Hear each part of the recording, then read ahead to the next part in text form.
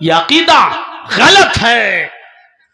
Court میں جو بھی فیصلہ ہو کسی بھی مسجد کے تعلق سے، لیکن یہ سچائی ہے کہ مسلمانوں نے کبھی کسی گرجا کو توڑ کر، مسلمانوں نے کبھی کسی مندر کو توڑ کر مسجد نہیں بنائی. بابری مسجد اور رام جنم بھومی کا فیصلہ جو بھی ہوا ہو الگ بات ہے، لیکن الحمدللہ ثم الحمدللہ اس جج نے فیصلہ سنایا ضرور.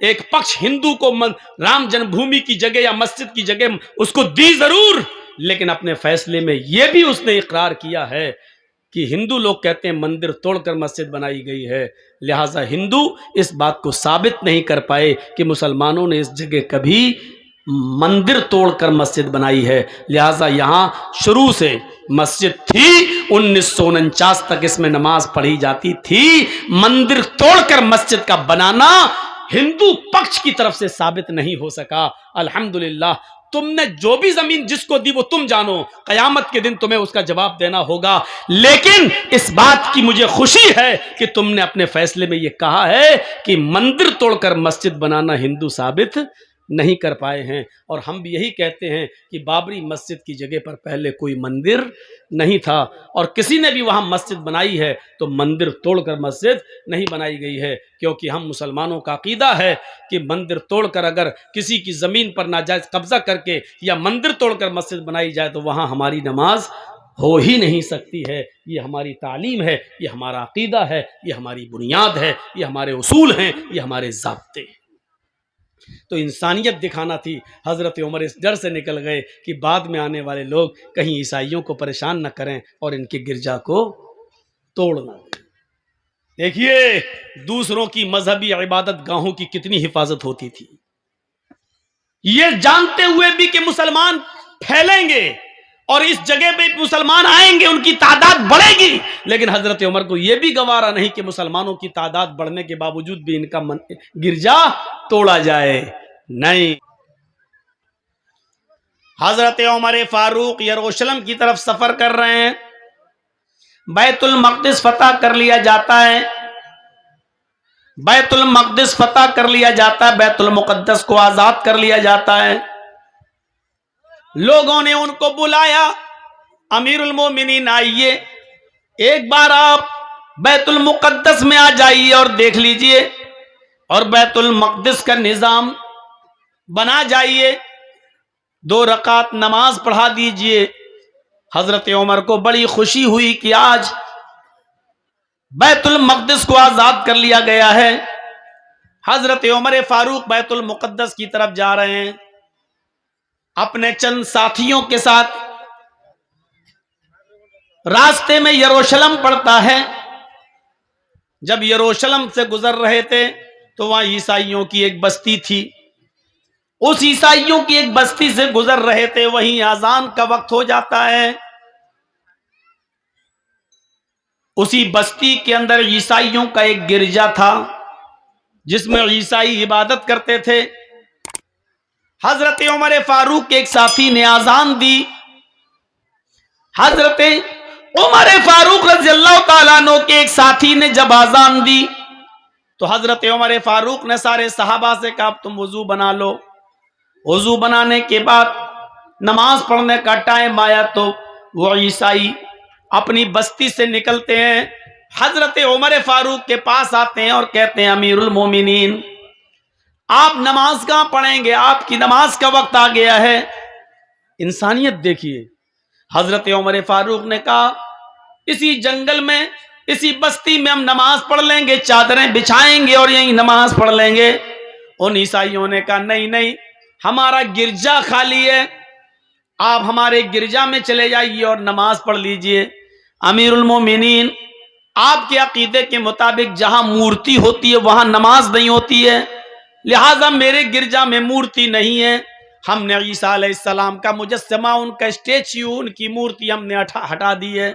آپ چاہیے میں نے گرجا کو پانی سے دھو دیا ہے، میں نے اس کو پاک صاف کر دیا ہے، آپ اس گرجا میں جا کر نماز پڑھ لیجئے. آپ کو کون یہاں ہمیشہ رہنا ہے، ایک ٹائم کی نماز پڑھنا اور آگے نکل جانا، بیت المقدس کی طرف چلے جانا ہے، جائیے نماز پڑھ لیجئے. حضرت عمر فاروق نے لوگوں سے کہا बेचारा अगर ये कुर्बानी दे रहा है तो इस जगह से बेहतर है कि हम किसी बंद जगह पर नमाज पढ़ लेते हैं। चलिए, हजरत उमर अपने साथियों को लेकर गिरजा में घुस गए। चारों तरफ देखा, कोई ऐसी चीज नहीं थी कि जिस चीज की मौजूदगी में नमाज न हो, कोई चीज नहीं थी। हाँ ठीक है, सब चीजें ओके हैं, नमाज हमारी हो जाएगी, तुम्हारी इजाजत भी है। जैसे सरकार अगर किसी जमीन पर नमाज पढ़ने की इजाजत दे रही है तो वहां हमारी नमाज हो जाएगी, क्योंकि सरकार की परमिशन है। अगर किसी आदमी की जगह है और उसकी परमिशन नहीं है तो आप वहां नमाज नहीं पढ़ सकते। जब ईसाइयों ने परमिशन दे दी, आप हमारे गिरजा में नमाज पढ़ लीजिए, तो नमाज हो जाएगी। हजरत उमर फारूक उस गिरजा में घुसते हैं, सफ़ें लगा लेते हैं, चटाइयां बिछ जाती हैं, सफ़ें लग जाती हैं। जब नमाज पढ़ाने का वक्त आता है, इकामत कही जाती है, अल्लाहु अकबर, अशहदु अल्ला इलाहा इल्लल्लाह, अशहदु अन्न मुहम्मदर रसूलुल्लाह, हय्या अलस सलाह हय्या अलल फलाह, क़द क़ामतिस सलातु क़द क़ामतिस सलाह, अल्लाहु अकबर, ला इलाहा इल्लल्लाह। जब इस तरीके के इकामत जब कह दी जाती है, हजरत उमर फारूक क़िबले की तरफ चेहरा करके अल्लाहु अकबर कहने वाले हैं। नमाज के लिए अल्लाहु अकबर कहने वाले हैं। अचानक उनके जहन में कोई बात आती है और वहां से निकलते हैं, लोगों चलो हम यहां नमाज नहीं पढ़ेंगे। इकामत हो गई, तकबीर कह दी गई, लेकिन हजरत उमर ने क्या कहा, यहां से निकलो, यहां नमाज नहीं पढ़ेंगे।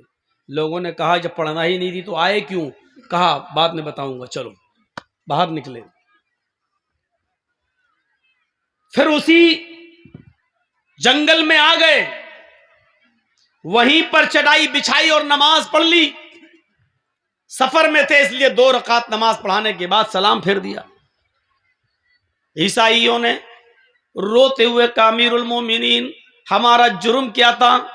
हमने तो खुशी खुशी इजाजत दे दी थी, हमने तो खुशी खुशी इजाजत दे दी थी नमाज पढ़ने की, आप चले भी गए थे अंदर, फिर क्या बात है कि आपने हमारे गिरजा में नमाज नहीं पढ़ी? क्या किसी ने आपको मना किया था या हमारे पादरी ने आपको रोका था? हजरत उमर कहते नहीं, बल्कि मैं खुद अपनी मर्जी से निकला। कहा क्यों? क्या हमारी इजाजत नहीं थी या हमारे गिरजा में आपकी नमाज नहीं होती?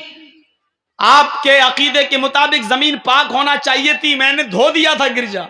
आपके अकीदे के मुताबिक उसमें मूर्ति नहीं होनी चाहिए थी, मैंने मूर्ति हटा रखी थी, फिर उसमें आपकी नमाज क्यों नहीं होती?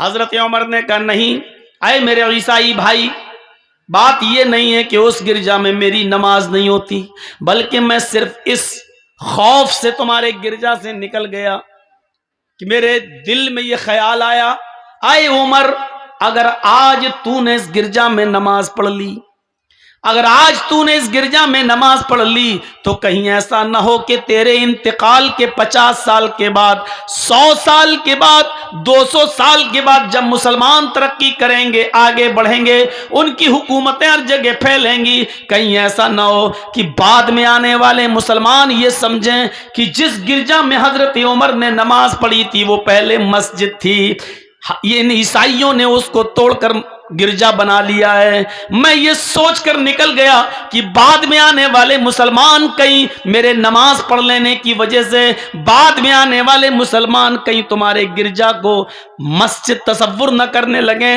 और फिर तैश में आकर तुम्हारे गिरजा को तोड़कर उस जगह अपनी मस्जिद न बना लें। इसलिए मैं निकल गया ताकि लोगों को ये बात याद रहे कि हजरत उमर ने इस गिरजा में इसलिए नमाज नहीं पढ़ी क्योंकि वो गिरजा था, अगर पढ़ लेते तो बाद में आने वाले लोग कहीं उस पर मस्जिद का दावा न ठोक देते कि उमर ने नमाज पढ़ी इसलिए मस्जिद थी, बाद में कहीं तुम्हारे गिरजा को तोड़ न दें। यानी जब मुसलमान चारों तरफ फैल जाएं तब भी हजरत उमर को डर है कि तुम्हारा गिरजा गिरजा ही रहेगा, मुसलमान तरक्की चाहे कितनी कर लें लेकिन गिरजा को तोड़ा नहीं जा सकता है। کسی مندر کو توڑا نہیں جا سکتا ہے. یہ اسلام کی دعوت، یہ اسلام کی تعلیم ہے. حضرت عمر نے کہا جب پوری بستی میں مسلمان ہی مسلمان ہو جائیں اور تم چند عیسائی رہ جاؤ اور اس وقت لوگ تمہاری گرجا کو توڑ دیں، یہ سوچ کر کے اس میں تو حضرت عمر نے نماز پڑھی تو یہ کتنی غلط بات ہوگی. میرے بھائیوں، انسانیت کا سبق دیا حضرت عمر فاروق نے. چاہتے تو نماز پڑھ لیتے، لیکن انسانیت تھی کہیں تمہارے گرجا کو بعد میں آنے والے مسلمان مسجد سمجھ کر توڑ نہ دیں اور وہاں مسجد نہ بنا لیں. اس لیے میرے بھائیوں، یہ سب سے بڑی چنوتی تھی. جنگ خیبر جانتے ہیں جو ہوئی تھی، تو جنگ خیبر کے اندر صحابہ نے ایک بہت ایسا کام کر دیا تھا جس سے یہودی خوش نہیں تھے.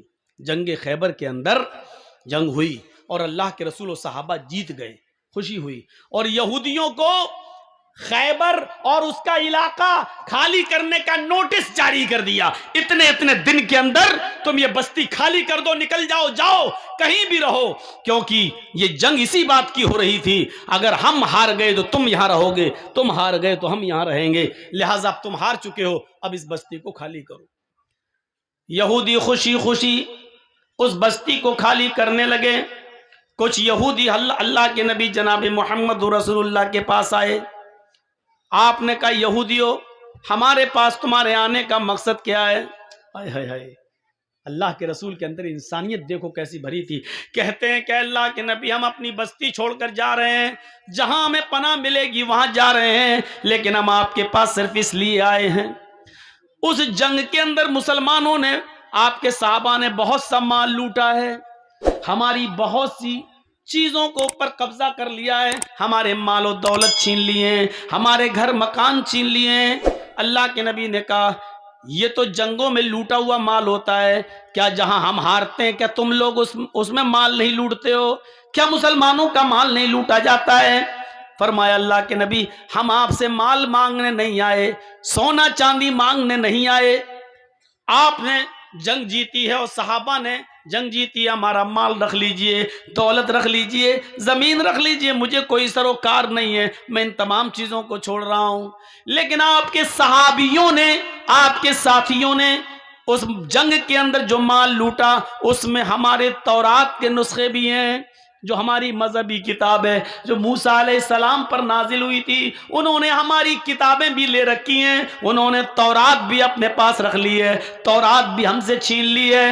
تو گھر کا جب سارا سامان لوٹا گیا تو اس میں ہمارے گھر کی کتابیں، تورات جو ہم آسمانی کتاب مانتے جو موسیٰ پر نازل ہوئی، انہوں نے ہماری ان کتابوں کو، اس تورات کو بھی لے رکھا ہے. ہم چاہتے ہیں کہ ہمیں ہماری کتاب مل جائے، ہم چاہتے ہیں کہ ہمیں ہماری تورات مل جائے تاکہ ہم جس جگہ بھی جائیں تو ہم تورات کی تلاوت کر سکیں. اللہ کے نبی نے سارے صحابہ کو بلایا اور بلانے کے بعد کا خبردار، تم نے جو مال لوٹا ہے اس مال کو یہاں جمع کریے، اس مال کو یہاں اکٹھا کیجئے، وہ سب مسلمانوں میں تقسیم کیا جائے گا، لیکن کسی کی مذہبی کتاب کو لوٹنے کا تمہیں کوئی حق نہیں ہے. تمہیں چاہیے کہ ان کے مال و دولت کو لوٹتے وقت جو ان کی کتاب تورات تمہارے پاس آئی ہے، ان کی ایک ایک کتاب تورات کو ان کے حوالے کر دیا جائے. یہ ان کی مذہبی کتاب ہے جو موسیٰ علیہ السلام پر نازل ہوئی ہے، ان کو اپنے عقیدے پر عمل کرنے کی اجازت ہے، ان کو اپنے موسیٰ کی لائی ہوئی شریعت پر عمل کی اجازت ہے. محمد رسول اللہ کی دشمنی ان کے ساتھ، ان کے مذہب کو لے کر نہیں، ان کے دین کو لے کر نہیں، ہماری وچار دھاراؤں کی لڑائی ہے، ہمارے خیالات کی لڑائی ہے، ان کی مذہبی لڑائی نہیں ہے. انہوں نے ہمیں ستایا تھا، ہمارے صحابہ کو تنگ کیا تھا، اس لیے یہ جنگ ہم نے کی تھی، ورنہ ہم کسی کو ان کی مذہبی عبادت سے نہیں روکتے ہیں. لہٰذا ان کی کتابیں واپس کر دو. انسانیت کا ایسا ثبوت پیش کیا اللہ کے رسول نے کہ لوٹا ہوا مال تو آپ نے نہیں دیا کیونکہ وہ مال غنیمت ہے، لیکن اس میں جو کتابیں، جو تورات اللہ کے نبی کے صحابہ کے پاس تھی، وہ ایک ایک کر کے واپس کروا دی. اور ان یہودیوں نے کہا کہ ہم نے آپ سے اچھا انصاف کرنے والا آج تک کسی کو دیکھا نہیں ہے. شکریہ اے اللہ کے رسول، آپ نے ہماری کتابوں کو ہمیں واپس کر دیا ہے. یہاں سے ہم اندازہ لگا سکتے ہیں میرے بھائیوں، میرے دوستوں، کہ انسانیت کس چیز کا نام ہے. یہاں تو ایک سمودائے اگر ہمارا قرآن اس کو مل جاتا ہے تو اس کو جلاتا ہے. ایک سمودائے त्रिपुरा के अंदर देख लीजिए किस तरीके से उसको मौका मिला तो उसने हमारी इबादत गाहों को जलाया है, हमारी मस्जिदों को जलाया है, कुरान जला दिया है। मेरे प्यारे साथियों, इस्लाम की शिक्षा ये है कि तुम किसी की इबादत गाह पर हमला न करो, तुम किसी की इबादत गाह मत तोड़ो। किसी की इबादत गाह को तोड़कर तुम उस जगह मस्जिद नहीं बना सकते, और बनाते हो तो वहां तुम्हारी नमाज नहीं होगी। हराम है तुम्हारे लिए ऐसा करना। और तुम किसी की मजहबी किताब नहीं जला सकते हो। मेरे भाइयों, साहबा किराम ने किसी की मजहबी किताब जलाई नहीं है। अगर लूट लिया था तो उनको उनकी मजहबी किताब वापस करना पड़ी। ये इस्लाम कहता है। जरा हम अपने भारत का जायजा लें कि हम कहां जा रहे हैं। हाँ, इस्लाम ये कहता है कि हम मुसलमान हैं, कुरान पर हम अमल करें, पूरी तरीके से अमल करें। लेकिन हिंदू भाई की किताब वेद, रामायण और गीता, और यहूदियों की किताब तौरात, और ईसाइयों की किताब इंजील, हम इनकी भी कद्र करें, इनको नफरत की नजर से न देखें। अमल कुरान पे करें, लेकिन दूसरों की मजहबी किताबों को हम बुरा भला न कहें, उनकी भी इज्जत करें। और दूसरे मजहब वालों को भी चाहिए कि वो अपनी मजहबी किताबों पर खूब चलें, खूब अमल करें। जिस तरीके से हमें ये जायज नहीं है कि हम गीता और रामायण, वेद और पुराणों से नफरत करें और उनको फाड़ें, उसी तरीके से उनको भी इस बात की परमिशन नहीं है कि वो हमारे कुरान को जलाएं। मेरे भाइयों, कोई मजहब किसी की धार्मिक ग्रंथों को गिराने, जलाने और उनको फाड़ने की इजाजत नहीं देता है। ये हमें और आपको सोचना चाहिए कि इंसानियत किस चीज का नाम है। भाई, ये लोग चंदा कपड़े में कर रहे हैं, मदरसे का काम है, तो आप लोग ज़्यादा से ज़्यादा इसमें ताउन करते जाएं।